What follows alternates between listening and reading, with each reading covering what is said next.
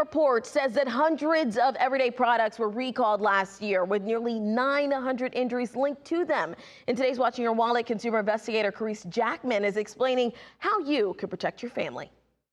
Teresa Murray, consumer watchdog with U.S. PIRG, has been tracking product recalls for years. She says one of the biggest concerns is how long it can take for dangerous products to be pulled from the market. The overall thing with this year is there were 420 product recalls last year, which is the highest level since 2007. The group's Safe at Home 2026 report analyzed those recalls, finding 882 injuries linked to products recalled in 2025.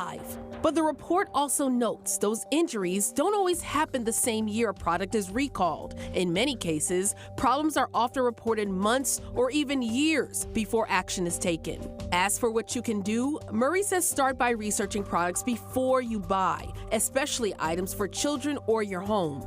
She also urges caution when shopping online. It's not to say that every e-commerce site out there is shady, but you don't have as much accountability if you're shopping online. You can't touch it, feel it, and if there's a problem, you don't have a brick and mortar store to go to. She also recommends regularly checking for recalls. And if you do run into a problem, report it. It's bad enough that it takes months or years sometimes to get a product recall, but if people are not even putting in the complaints, then those recalls may not happen at all. With this Watching Your Wallet, I'm Carice Jackman.